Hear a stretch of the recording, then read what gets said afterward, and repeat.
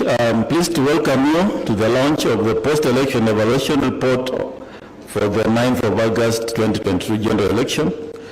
This launch is not only the last event of our election calendar, but also marks my last duty to this country in a forum such as this one. The conduct of our post-election evaluation exercise by the Commission is in line with Article 884B of the Constitution, and we as a Commission are expected to facilitate evaluation of the elections which happened on the 9th of August. It is also an integral part of the post-election phase of the electoral cycle, and based in the national practice that affords an election management body an opportunity to reflect on lessons learned and make recommendations for implementation in subsequent election. I've had the unprecedented opportunity to preside over the 2 general elections and fresh presidential election during my 6-year tenure at the helm of the Iebc. As I look forward to my exit from office tomorrow, I will share my reflections of that journey as chairman of the Commission.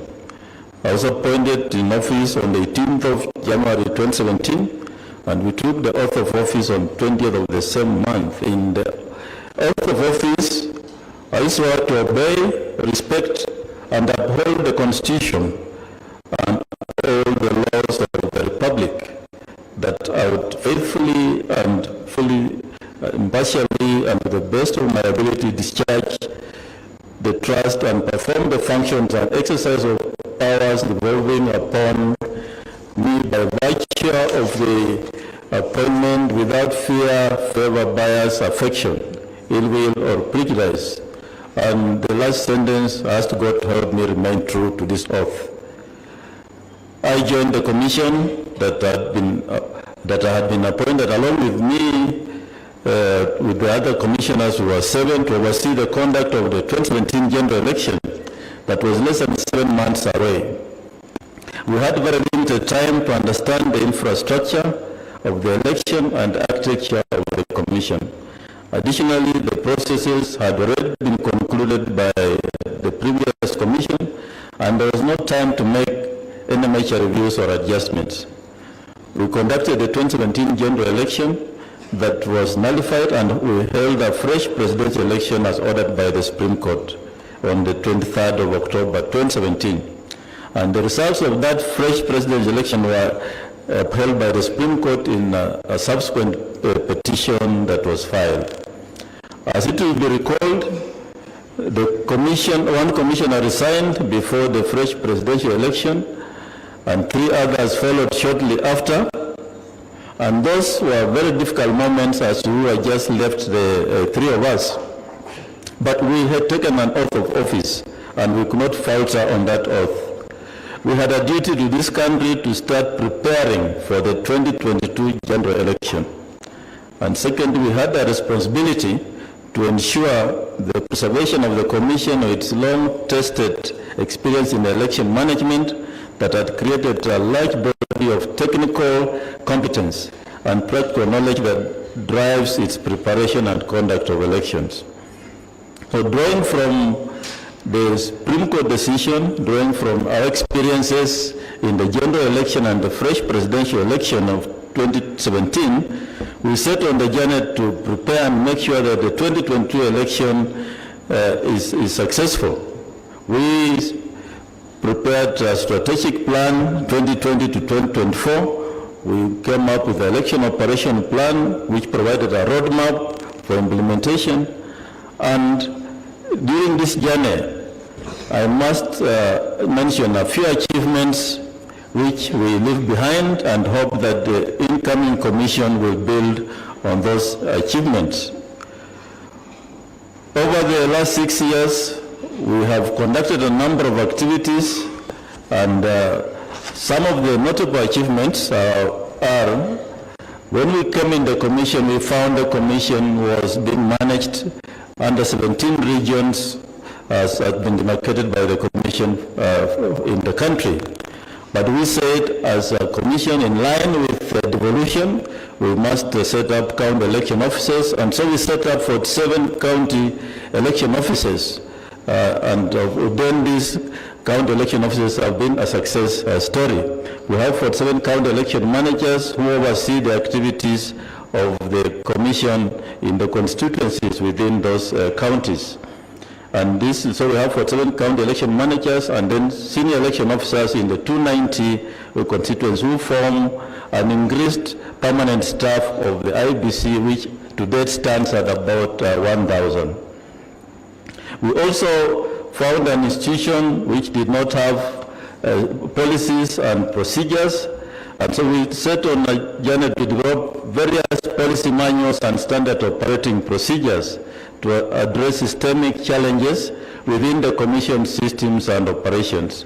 All the directorates now have policies and manuals, and as we leave the commission, we urge the incoming commission to build on these policies and manuals, revise them where need be, but these documents are the ones that have guided us to operate and manage the 2022 general elections. They provide clear operational and administrative procedures for effective governance and streamlining of the Commission's activities. One of the areas we also came up with was drafting legislations and some bills to Parliament. Although most of these bills have not been looked at, and I'm happy, Honorable Deputy Speaker and my learned friend Cecigay, you are here, and the Attorney General is being here.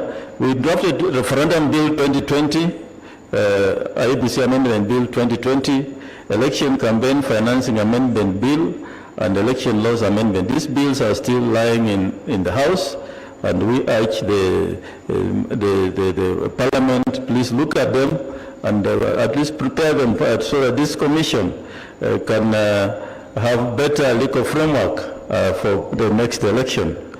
It's good manners internationally that election laws need to be passed at least 2 years before elections, or at worst 1 year before elections, to avoid the last minute rush.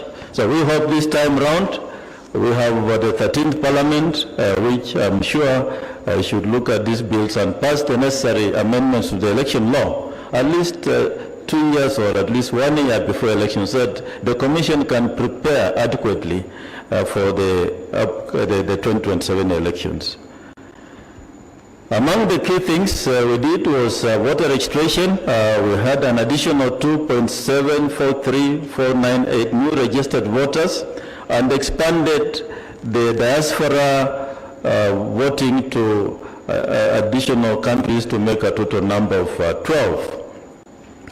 The Commission subjected the register to audit and cleaning up, and the final voters register was 22,120,458,000, which gave us 46,229 polling stations.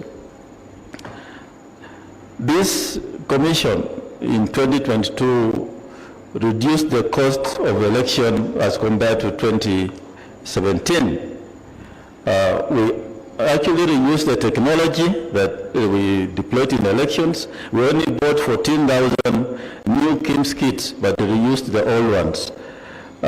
We did early procurement, although we did not have funding until the last election year, but we did early procurement by entering into framework contracts with various suppliers, and negotiated better rates for some of the materials, strategic materials. For example, ballot papers in 2017 we were paying about 150 shillings per ballot paper, but in 2022 we will pay 25 shillings per ballot paper. So the cost of elections was reduced, but it cannot come down tremendous because we must rely on technology, and technology is expensive. And also our legal framework is what drives the cost of elections, where we must have a certain number of polling stations, not exceeding 700 voters per polling station.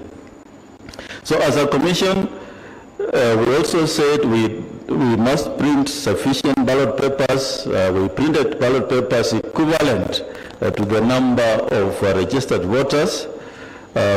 This then served two purposes. One, reduced the cost. Number two, it eliminated avenues that provide opportunity for electoral malpractice like multiple voting or ballot stuffing. So we just had enough ballot papers, and of course we also, in an area where there is no possibility of eliminating possibility of malpractice, we strictly identified voters using biometric voter identification system and using only the printed register. Manual register was deployed in a few areas where technology failed. Transmission of results, we only transmitted the image of result from 34A using the results transmission system from polling station to the national tallying center and constituency tallying center. We deploying a secure public portal where election results from 34A, 34B, and 34C were hosted for the nation and the world to access. A record 386 million logins were reported to the portal, and those that tallied the results got the same results as the Iebc result in Form 34C. This was the game changer in the elections and elevated the aspects of transparency to a whole new world level. The representative from the National Police Service has mentioned our collaboration. Indeed, we came up with a program of collaboration, National Police Service, the Election Security Arrangement Program, and the trained police officers on election management. This arrangement is good. It has to continue for purposes of managing elections and peace in the country. I'm pleased to report that the Commission on National Police Service worked harmoniously well, serving a few isolated incidents at tallying centers. The Commission also developed 17 election manuals that were used in training staff and other stakeholders like judiciary, political parties, and the media. These trainings gave stakeholders a clear understanding of the election process to engage in various areas related to elections. We collaborated with the media, Kenya Media Sector Working Group, to enhance transparency and ensure a quick flow of information in election reporting to the public. Iebc also had a MOU signed between Editors Guild and the Kenya Media Sector Working Group, and 600 journalists were trained on areas related to elections for accurate reporting of election results. At the Bomas of Kenya, we had the Media Center, which hosted local and international media, and we also had a media consortium which was formed, and the expected outcome was that the media would tally results and announce. Even after having done all this, the media, I know, embarked on a journey to tell you results, but never announced. I think there's only one media house that posted results on the website, which were equal to the results which was announced by the Commission. The achievements are many. Because of time, I'll move on to a few challenges because I know our chief guest needs to make his speech. The Commission, in the course of achieving all these milestones I've mentioned, of course, has encountered a number of challenges. As a country, we need to be alive from where we sit as a Commission, that these challenges are many, but I'll just highlight a few. One of the biggest challenges sitting as an election manager is the highly ethnicized and divisive politics in Kenya. The combination of highly competitive elections and negative ethnicity in Kenya's politics always leads to divisive elections that often results in poll violence. Ethnicity is often the main currency of competitive elections and is habitually mutates into conflicts between dominant competing ethnic tribes, thus undermining national unity, security, and stability. Such divisive elections have always led to enormous political pressure being applied on the Commission, as commissioners and staff of Iebc are always subject to ethnic profiling during campaigns and public rallies, making them insecure and susceptible to attacks. Although the challenges posed by highly competitive politics and negative ethnicity are recognized by all stakeholders in Kenya, there has never been a deliberate effort to conclusively deal with the issue. Instead, symptomatic treatment such as disbandment of the Commission has been routinely undertaken every election cycle. It's time as a nation that we had a candid discussion on the electoral system that the country should adopt to suit the circumstances of our country's political anatomy. I've mentioned the issue about late enactment of laws. This is a challenge, and I believe Parliament should take up this challenge, that election laws be enacted at least 1 year before the elections. Another big challenge we have, as we leave the Commission and stakeholders in this room should take note, is that the Commission is expected to be funded within the 5-year electoral cycle.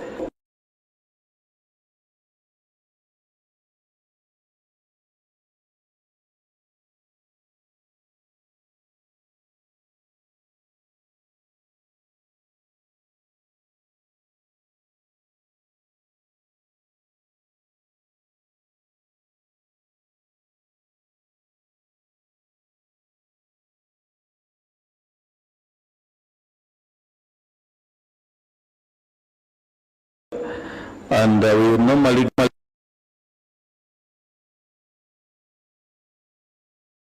the Commission, we urge stakeholders in the process and executive to ensure that a Commission has timely funding throughout the electoral cycle. But more importantly, we have the IEBC fund, which is provided for in Section 18 of the Independent Electoral and Boundaries Commission Act. This fund needs to be actualized so that the Commission gets its funding at the beginning of each financial year so as to be able to deliver on its mandate. Well, I'll say one more thing that we saw during the last election. The Constitution of Kenya 2010, Article 88, lays great emphasis on the independence of the Commission, both in decision making as well as operations. Despite these clear legal provisions, attempts are always made to undermine the independence of the Commission during elections.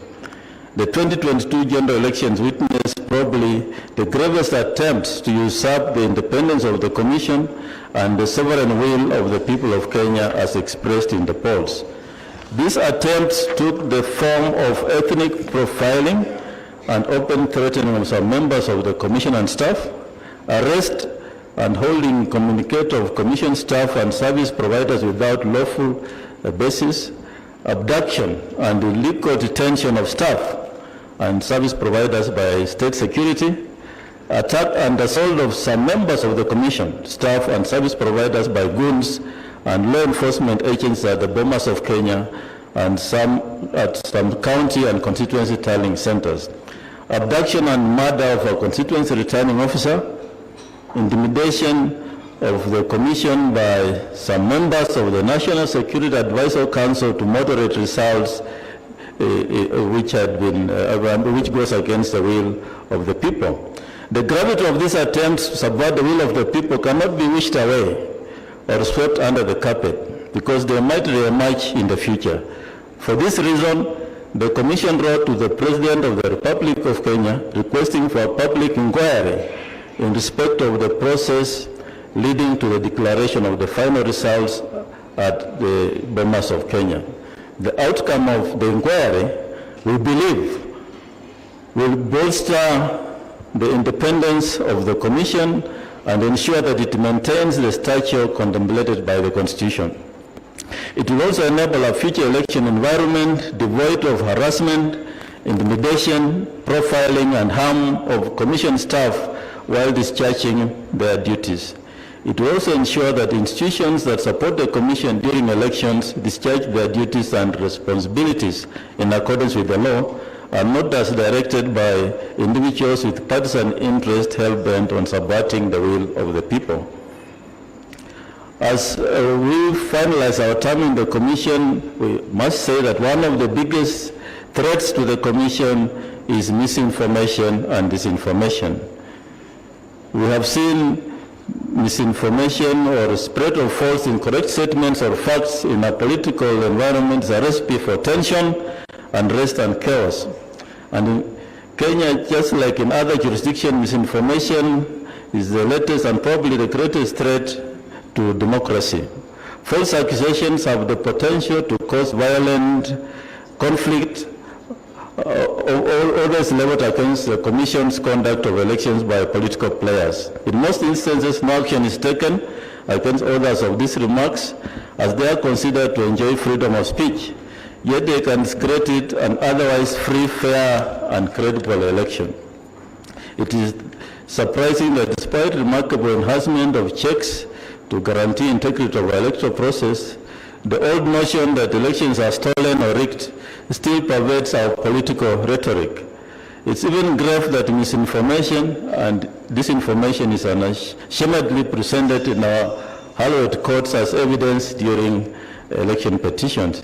There's need for action to draw the line between free speech and misleading statements, and I'm happy that a few institutions charged with that responsibility in this House today, and I hope this will be taken up in future. In conclusion, the tenure of myself and the two commissioners comes to an end on 17 January 2023. We have made our fair share of contribution towards strengthening democracy in Kenya. We hold that the August 2022 election, whose presidential results were held by the Supreme Court, were free, fair, credible, transparent, and impartial elections. This could not have been achieved without strict adherence to the corporate governance structure of the Commission and its guiding legal regime.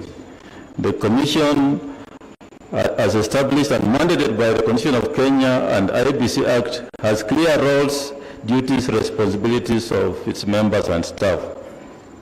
Pursuant to this provision, the Commission also has structures, including plenary meetings, committee meetings, and other corporate governance structures. The Commission is not devoid of corporate governance. We have full structures in place, and we believe with the legal amendments that may come up in Parliament, this Commission can only grow stronger. It's therefore incumbent upon the Commission and staff to conform to this corporate governance model, to adhere to the rule of law and fidelity to the Constitution. To act in any other manner is tantamount to straying into forbidden territories of breaching the objectives of the Commission, and these objectives are shared with other constitutional commissions and independent officers, protecting the sovereignty of the people, securing observance of all state organs of democratic values and principles, and promoting constitutionalism. For that's why we were created. This launch marks my last duty as the chairman of the Commission. I exceed a very contented man, and I say we gave it our best. We charted and weathered the storms that threatened the existence of the Commission. We endured relentless fatigue in our preparation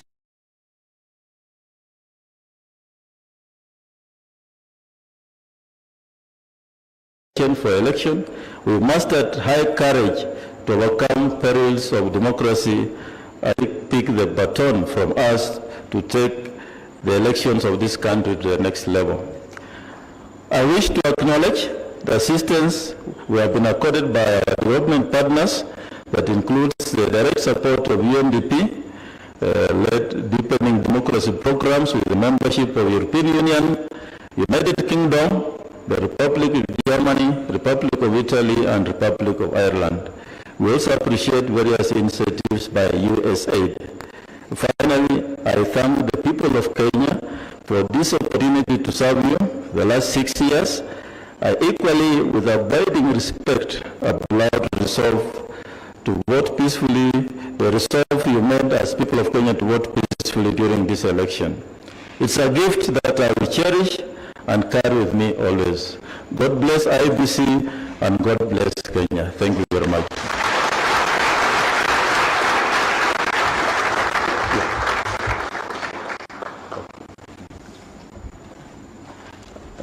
Now, with this very, very long